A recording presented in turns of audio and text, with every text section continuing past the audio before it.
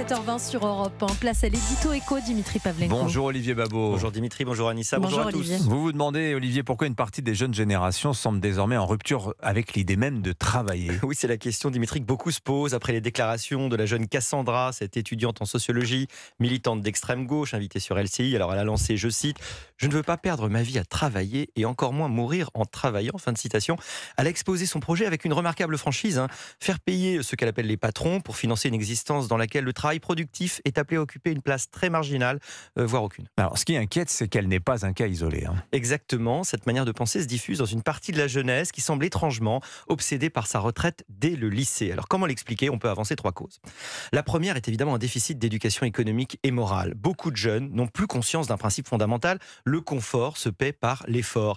Certains en viennent à considérer comme une justice évidente le droit de vivre aux dépens du travail des autres, après avoir eux-mêmes étudié aux frais de ces mêmes autres. Ce renversement moral est stupéfiant. Alors, deuxième cause. Ce que l'essayiste Peter Turkin appelle la surproduction d'élite.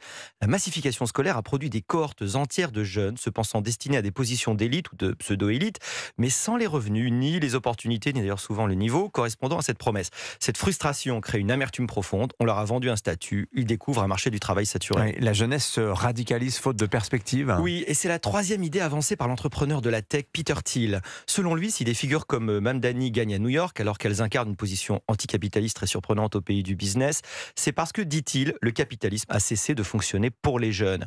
Une partie de la jeunesse glisse vers le socialisme par désespoir plus que par conviction. Elle ne voit plus ce que cette société peut lui offrir. Et comment leur donner tort lorsque, en France, nous venons d'annuler la réforme des retraites, de refuser une année blanche? Ça revient très concrètement à faire peser sur les jeunes des cotisations plus élevées, tout en renforçant l'idée qu'eux-mêmes n'auront rien plus tard. Inflation des diplômes, concurrence mondiale qui accélère, loyer prohibitif, salaire d'entrée qui stagne. Pour beaucoup, l'avenir ressemble davantage à un tunnel qu'à un horizon. Alors que faire? Alors leur apprendre l'économie, c'est nécessaire mais pas suffisant. Mais pour qu'une société tienne, il faut qu'elle transmette non seulement des règles, mais aussi une promesse. Et oui. Si nos jeunes se radicalisent, c'est pas seulement faute de connaissances, c'est faute de perspective. Il n'y a rien de plus explosif qu'une génération convaincue qu'elle n'a plus rien à perdre. Notre responsabilité collective, c'est de lui rendre l'avenir de nouveau souhaitable. Signature Europe 1, Olivier Babot. Merci Bonne journée. beaucoup Olivier, bonne journée.